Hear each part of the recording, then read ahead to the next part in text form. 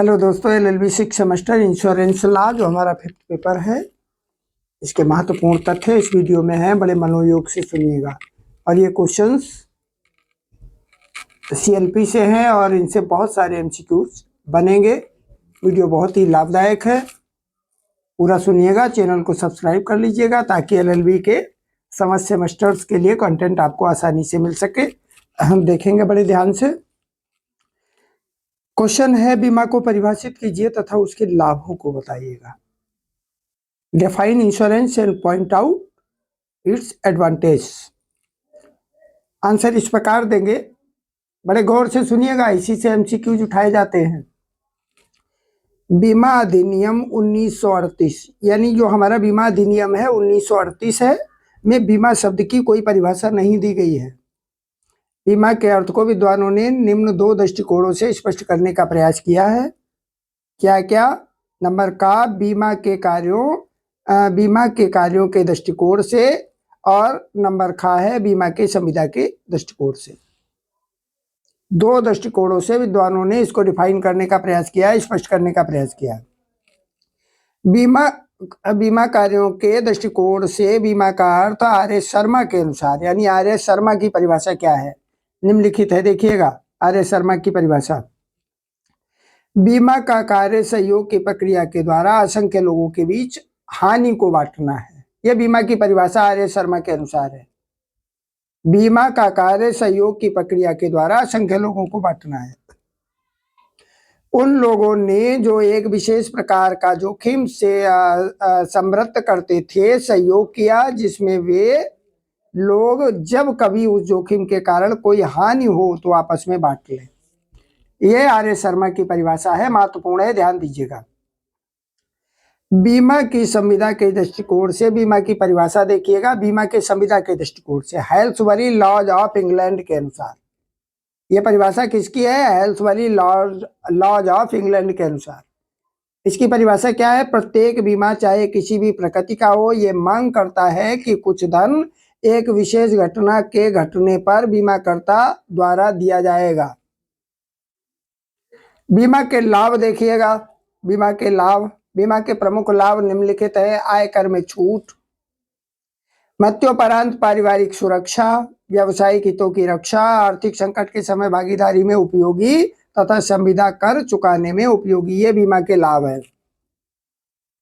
पूरे मनोयोग से सुनिएगा, चैनल को सब्सक्राइब कर लीजिएगा ताकि इस प्रकार का कंटेंट आपको मिल सके। पूरे यूट्यूब पर कहीं भी नहीं है इस तरीके से डिस्क्रिप्टिव क्वेश्चन। क्वेश्चन नंबर 2 देखिएगा। संविदा, साधारण संविदा एवं बीमा संविदा में अंतर।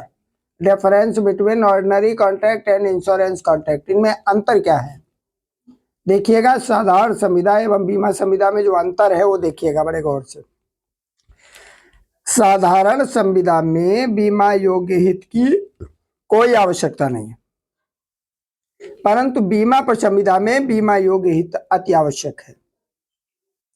साधारण पर संविदा में क्रेता सावधान का नियम लागू होता है कि क्रेता सावधान रहे, परंतु बीमा पर संविदा में परम सद्विश्वास सिद्धांत लागू होता है, जिसमें दोनों पक्षों को महत्वपूर्ण तथ्यों का सही और पूर्ण वर्णन करना आवश्यक है। साधारण पर संविदा के लाभ के लिए लाभ अधिकतर होते हैं, परंतु बीमा पर संविदा क्षतिपूर्ति के लिए है। बीमा पर संविदा किसके लिए है? क्षतिपूर्ति के लिए है।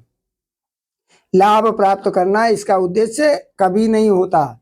लाभ प्राप्त करना बीमा पर संविदा के विपरीत है। देखिएगा, साधारण पर संविदा में प्रत्याशन सिद्धांत लागू नहीं होते, जबकि बीमा पर संविदा में प्रत्याशन का सिद्धांत अवश्य लागू होता है। नेक्स्ट नंबर देखिएगा। साधारण संविदा में समाश्वासन भंग होने पर संविदा भंग नहीं होती है, लेकिन बीमा पर संविदा में समाश्वासन सिद्धांत भंग होने पर संविदा भंग हो जाती है। नेक्स्ट क्वेश्चन देखिएगा। सारे के सारे इनसे बहुत सारे एमसीक्यूज बनते हैं। प्राय जो फुटकर में एमसीक्यूज है उनसे बहुत बड़ा लाभ नहीं मिलता है, इसलिए डिस्क्रिप्टिव पढ़ना बहुत आवश्यक है। अगर नहीं पढ़ेंगे तो बहुत ज़्यादा लाभ नहीं मिलता है। देखिएगा क्वेश्चन, क्या बीमा एक संविदा है? पहला insurance is a contract. Answer इसका देखिएगा, बीमा को एक संविदा कहा जाता है जिसके द्वारा एक पक्षकार जो कि क्षतिपूर्ति के लिए प्रीमियम लेता है दूसरे पक्षकार की विशेष जोखिम की जिम्मेदारी लेता है और ये वादा करता है कि वो उसको या उसके नाम निर्दिष्ट को एक विशेष आकस्मिकता पर निश्चित या अनिश्चित रकम देगा। दूसरे शब्दों में बीमा को एक करार के रूप में परिभाषित किया जा सकता है जिसके द्वारा एक व्यक्ति प्रतिफल के लिए दूसरे व्यक्ति को विशेष संकट होने या हानि होने पर, किसी के घायल होने पर धन या उसके बराबर कोई चीज देने या उतने मूल्य का कोई कार्य करने का वादा करता है। अनेक विधि शास्त्रियों ने अपने अपने दृष्टिकोण से बीमा को एक संविदा मानते हुए परिभाषित करने का प्रयास किया है। देखिएगा परिभाषाएं। ई आर हार्डी इमामी के अनुसार, गला काम नहीं कर रहा, बड़े गौर से सुनिएगा। ई आर हार्डी इमामी के अनुसार बीमा की संविदा को विस्तृत अर्थों में संविदा के रूप में परिभाषित किया जा सकता है जिसके द्वारा एक व्यक्ति जिसे बीमाकर्ता कहा जाता है प्रतिफल के बदले जिसे प्रीमियम कहा जाता है दूसरे व्यक्ति को जिसे बीमा धारक कहा जाता है कुछ धन या उसके बराबर कोई चीज घटना के घटने पर देने की जिम्मेदारी लेता है। यह किसकी परिभाषा है? ई आर हार्डी इमामी की। वीडियो एक दो बार सुनना पड़ेगा तब समझ में आएगा। नेक्स्ट है ई डब्ल्यू पैटरसन, इनकी परिभाषा देखिएगा। बीमा दो पक्षकारों के बीच की गई संविदा है जिसके अंतर्गत एक पक्षकार एक निश्चित प्रतिफल के बदले दूसरे पक्षकार के विशिष्ट जोखिमों को ग्रहण करता है और उसे भविष्य में किसी उल्लिखित घटना के घटित होने पर एक निश्चित रकम का वचन देता है। यह किसकी परिभाषा है? ई डब्ल्यू पैटरसन की। इन परिभाषाओं के आधार पर यह निष्कर्ष निकाला जा सकता है कि व्यापक अर्थ में बीमा एक संविदा है। चैनल को सब्सक्राइब कर लीजिएगा क्योंकि आगे भी चैनल आपके लिए उपयोगी है। अथवा संविदा के सृजित दो पक्षकारों के बीच कुछ निश्चित घटना के घटित होने के अध्याधीन कुछ अधिकारों एवं दायित्वों का एक पुंज है। इस प्रकार यद्यपि बीमा को संविदा का जामा पहनाकर सामाजिक मान्यता के स्थान पर विधिक मान्यता प्रदान करने का प्रयत्न किया गया है परंतु बीमा संविदा की संविदा विधि मान्य सिद्धांत के परिप्रेक्ष्य में, जो विधि मान्य सिद्धांत है इसके परिप्रेक्ष्य में जामा विधि मान्यता प्रयत्न संविदा के सामान्य सिद्धांतों के परिप्रेक्ष्य में किस प्रकार की विधिक स्थिति है इस पर विचार करना आवश्यक है। अब बीमा और बाजी संविदा में अंतर देखिएगा। Distinction between contract and insurance of wagering. बीमा और बाजी संविदा यानी contract of insurance and wagering, ये क्या होता है? बीमा और बाजी दोनों ही अनिश्चितता से संबंधित होते हैं, यानी ये दोनों ही अनिश्चितता से संबंधित है। दोनों में हानि और लाभ की संभावना होती है। बाजी लगाने वाला घटना विशेष के लिए दांव लगाता है और बीमाधारी भी घटना विशेष के लिए बीमा कराता है। दोनों ही सेम है, दोनों देखने में भी एक समान प्रतीत होते हैं परंतु वास्तव में दोनों में भिन्नता है। बीमा और बाजी में भिन्नता का अंतर निम्नलिखित है। देखिएगा जोखिम की प्रकृति। बीमा जिन जोखिमों का कराया जाता है वो पहले से ही मौजूद रहते हैं और इन जोखिमों से बीमा सुरक्षा प्रदान करता है जबकि बाजी में बाजी लगाने वाले पक्षकार स्वयं जोखिम उत्पन्न करते हैं। वास्तविकता यह है कि यदि बाजी ना लगाई जाए तो उससे संबंधित घटना विशेष के घटित होने से दोनों पक्षों के समक्ष कोई जोखिम उत्पन्न नहीं होगा। यह बीमा और बाजी में डिफरेंस है। अब घटना घटित होना क्षतिपूर्ति से संबंधित बीमा में जिस घटना से सुरक्षा के लिए संपत्ति का बीमा कराया जाता है वो घटना घटित हो सकती है और नहीं भी घटित हो सकती है, किंतु बाजी में जिन्होंने बाजी लगाई है उनमें से एक व्यक्ति अवश्य ही जीतेगा और दूसरा हारेगा, अर्थात बाजी की घटना अवश्य ही घटेगी। नेक्स्ट देखिएगा बीमा योग्य हित। बीमित विषय वस्तु में बीमाधारी का बीमा योग्य हित होना आवश्यक होता है, अन्यथा वो बाजी हो जाएगी किंतु बाजी में लगाने वालों की बाजी के सिवाय कोई हित नहीं होता। अब वैधता देखिएगा। बीमा की संविदा को वैधानिक मान्यता प्राप्त है जबकि बाजी की संविदा को अवैध और शून्य माना जाता है। मूल बीमा और पुनर्बीमा में अंतर देखिएगा। Difference between original insurance and re insurance. मूल बीमा और पुनर्बीमा क्या होता है? ओरिजिनल इंश्योरेंस है री इंश्योरेंस। मूल बीमा और पुनर्बीमा दोनों ही साधारणतः समान नियमों में शासित होते हैं। मूल बीमा और पुनर्बीमा दोनों सद्विश्वास की संविदा होती है। मिथ्या व्यापदेशन और अप्रकटन के सिद्धांत दोनों में ही समान रूप से लागू होते हैं। वारंटी का भी पुनर्बीमा में वही प्रभाव लागू होता है जो बीमा में होता है। दोनों प्रकार की संविदाओं में बीमा योग्य हित का सिद्धांत लागू होता है, दोनों में ही। फिर भी दोनों में अंतर भी है, देखिएगा क्या क्या अंतर है। मूल बीमा तथा पुनर्बीमा में क्षतिपूर्ति निश्चित करने की तिथि अलग अलग होती है, जबकि कोई हानि पुनर्बीमा पॉलिसी की नियत अवधि के अंदर घटित होती है। तब इसके अंतर्गत पुनर्बीमाकर्ता का दायित्व तब तक उत्पन्न नहीं होता जब तक मूल पॉलिसी के अंतर्गत बीमा धारक के प्रति नियत राशि निश्चित नहीं कर दी जाती। बीमा धारक के प्रति नियत राशि निश्चित करने के बाद ही पुनर्बीमा के अंतर्गत क्षतिपूर्ति निश्चित की जाती है, ना कि हानि की तारीख पर। क्वेश्चन एग्जाम ओरिएंटेड है, पढ़िएगा। बहुत सारे एमसीक्यू जिसके माध्यम से हल कर पाएंगे आप। चैनल को सब्सक्राइब कर लीजिएगा ताकि भविष्य में भी इसका उपयोग कर सके आप। मूल और पुनर्बीमा में दूसरा अंतर यह है कि जब मूल बीमा करता दिवालिया हो जाता है तब भी वो पुनर्बीमा से क्षतिपूर्ति पाने का अधिकार रहता है, भले ही उसे मूल बीमा धारक को भुगतान ना करना पड़े। अब बीमा के प्रकार देखिएगा।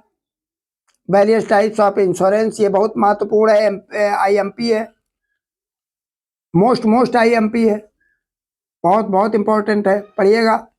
क्वेश्चन इस प्रकार से बनते हैं, देखिएगा। बीमा के प्रकार समझिएगा, इसको समझने का प्रकार समझिएगा। ये वैयक्तिक जीवन बीमा जो होता है उसके प्रकार देखिएगा। इसके प्रकार है आजीवन बीमा पॉलिसी, बंदोबस्त बीमा पॉलिसी और अवधि बीमा पॉलिसी। ये वैयक्तिक जीवन बीमा पॉलिसी के 3 प्रकार हैं, आजीवन, बंदोबस्त और अवधि। आजीवन बीमा पॉलिसी, बंदोबस्त बीमा पॉलिसी और अवधि बीमा पॉलिसी। और नंबर 2 समूह जीवन बीमा पॉलिसी। इसके भाग देखिएगा। समूह जीवन बीमा पॉलिसी है, इसके भाग देखिएगा।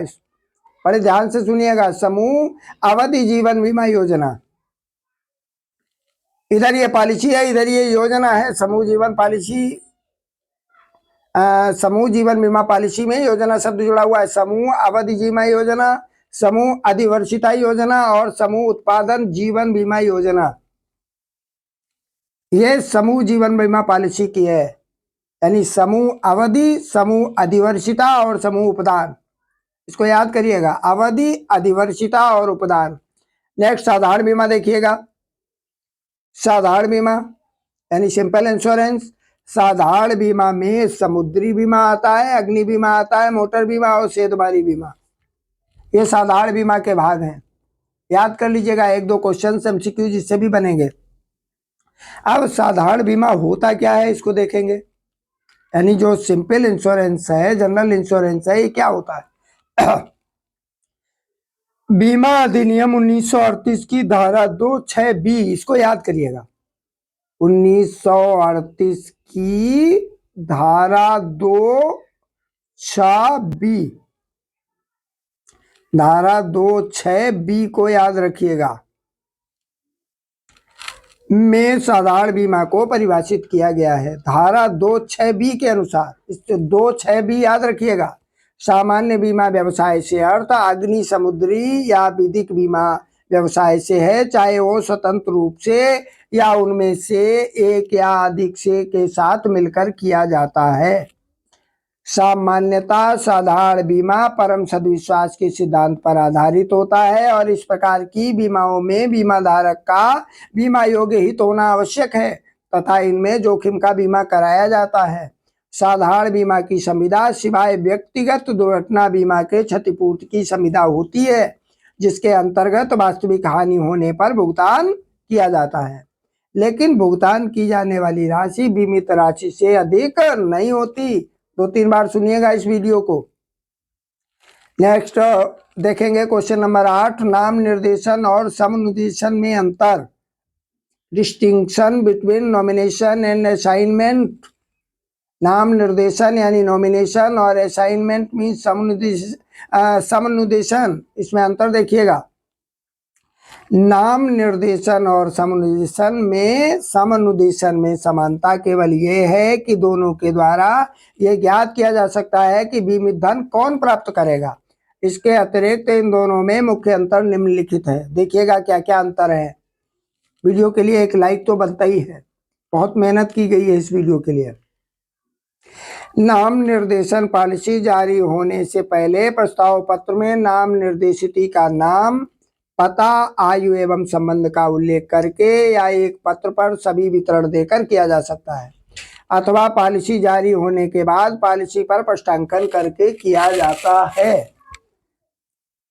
समनुदेशन केवल पॉलिसी के जारी होने के बाद पॉलिसी पर प्रष्टांकन द्वारा किया जा सकता है। नेक्स्ट देखिएगा, नाम निर्देशन विलेख द्वारा किया जा सकता है। जो नाम निर्देशन है वो विलेख द्वारा किया जा सकता है, और समनुदेशन अलग से विलेख द्वारा किया जा सकता है, बशर्ते उस पर निहित स्टाम्प लगा होना जरूरी है। निहित स्टाम्प लगा होना आवश्यक है। नंबर 3 देखिएगा, केवल बीमाधारी ही नाम निर्देशन करा सकता है। कौन? केवल बीमाधारी। पॉलिसी पर मालिकाना हक रखने वाला कोई व्यक्ति अपने हित की सीमा तक समनुदेशन कर सकता है। नाम निर्देशन केवल वही प्रयोग में लाया जा सकता है जहां बीमा अधिनियम 1938 लागू होता है और जहां समान कानून लागू है। समनुदेशन विश्व में कहीं भी उस देश की विधि के अनुसार निष्पादित किया जा सकता है। नाम निर्देशन के लिए प्रतिफल का होना आवश्यक नहीं होता, समनुदेशन के लिए प्रतिफल का होना आवश्यक होता है।